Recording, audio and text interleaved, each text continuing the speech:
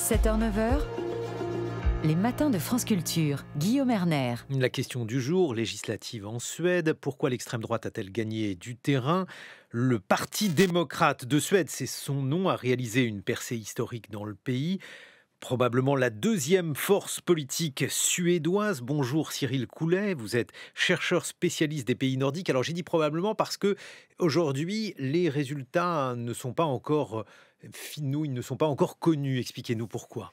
Bonjour, oui, les résultats ne sont pas encore définitifs parce qu'il y a le vote notamment des Suédois de l'étranger qui est en cours de dépouillement.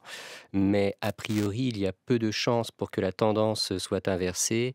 Et ce qui ressort des urnes, c'est que la coalition dite d'opposition, qui intègre maintenant en fait le parti de droite populiste qui a ses racines dans l'extrême droite, les démocrates de Suède, fera partie en fait, sera un minimum soutien du prochain gouvernement.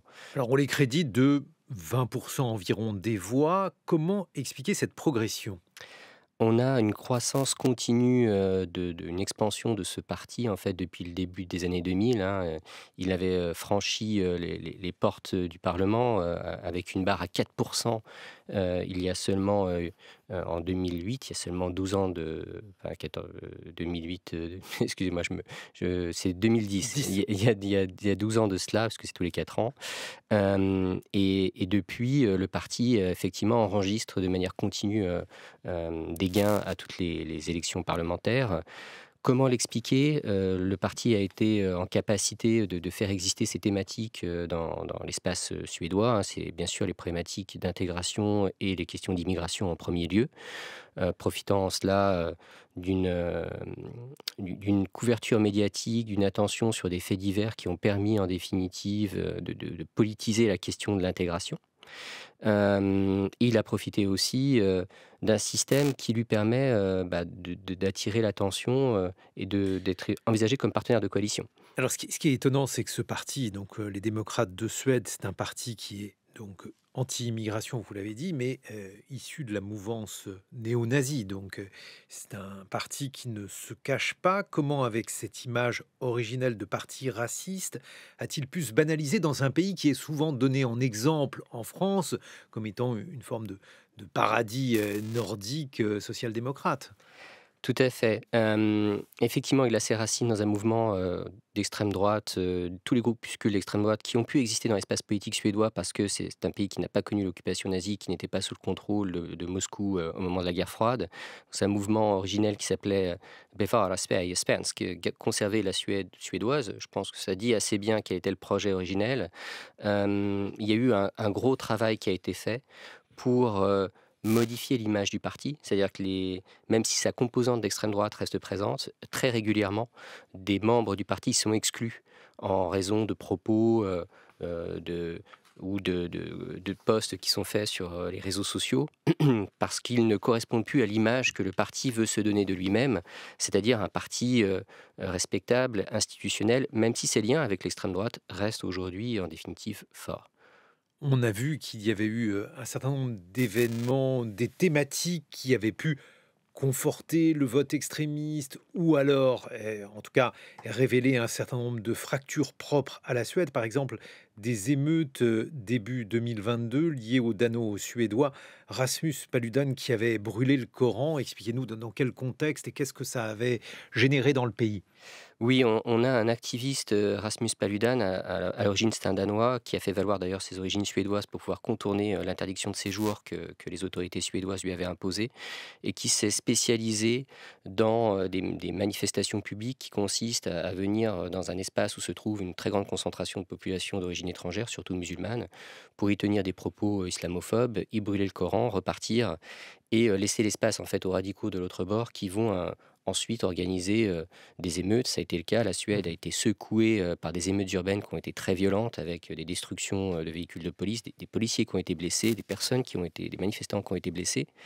Et évidemment, l'attention de l'opinion publique a été attirée sur la situation de ces zones d'entrée, hein, dans le territoire suédois.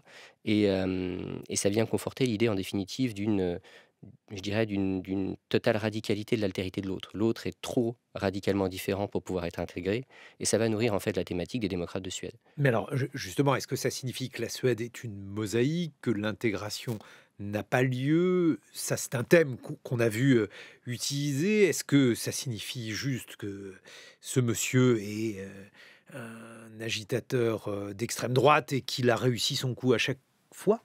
Alors, ça signifie effectivement que ce monsieur est un agitateur d'extrême droite, ça je pense qu'on peut le dire. On peut dire aussi que la Suède est une mosaïque. En fait, il n'y a pas une explication, c'est pas monocausal, c'est un ensemble. La Suède est une mosaïque et on sait que l'intégration est un processus qui prend du temps.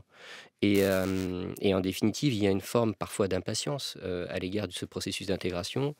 Quand on dit mosaïque, que la tradition d'asile social-démocrate, elle commence dès les années 60 et qu'on a en définitive non pas un type de population originaire d'une aire géographique en Suède, on a vraiment une composite très forte de réfugiés qui viennent tant d'Amérique latine que d'Asie, d'Asie du Sud-Est, du Moyen-Orient, des Balkans.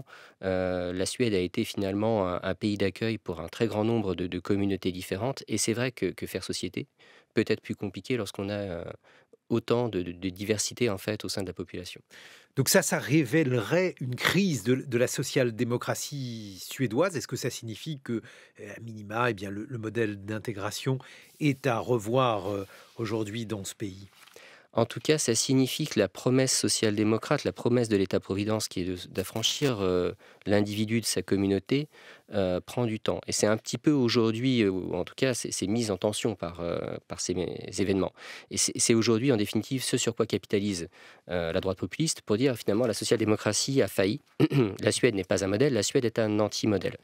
Et c'est une thématique très forte que portent les démocrates de Suède, qu'ils essayent de promouvoir auprès des autres formations populistes nordiques d'ailleurs, et qui leur permet de se présenter comme étant l'alternative à la social-démocratie. Est-ce que la social-démocratie a dit son dernier mot? Ça n'est pas certain.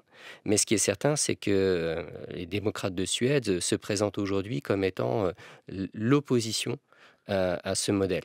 Et c'est ce qui explique aussi que la droite soit prête à gouverner avec cette extrême droite, une extrême droite, on l'a dit, Cyril Coulet, qui est une extrême droite très radicale.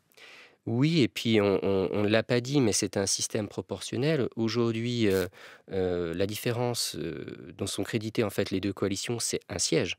Donc en définitive, chaque voix de chaque Mhm. parti va compter. Ce qui est certain, c'est que même si les partis de droite traditionnels, s'ils veulent accéder au gouvernement, n'ont plus le choix, ils sont obligés de composer avec cette droite populiste, ils sont loin d'être unis à ce sujet, et que la coalition qui résulterait de cette nouvelle alliance risque d'être difficile à gouverner.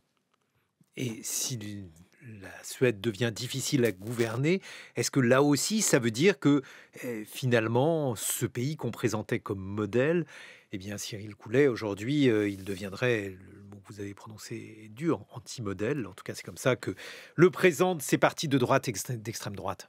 Alors je ne sais pas si on peut dire que c'est un anti-modèle. En revanche, ce qui est certain, c'est qu'on a beaucoup porté l'attention à la Suède sur ce qui nous différenciait d'eux. Aujourd'hui, on peut peut-être porter attention à ce qui nous ressemble, Mhm. et la Suède nous ressemble de plus en plus. Ou en un sens, on accorde de plus en plus d'importance à nos points communs plus qu'à nos divergences. Et là, en l'occurrence, on voit bien qu'il y a des thématiques qui font écho à des problématiques qu'on peut rencontrer en France. Par exemple. Bah, la question de l'intégration, la question des banlieues, la question de la fragmentation de l'espace politique, la question de l'espace donné à la droite populiste, ce sont des thématiques que l'on rencontre également ici.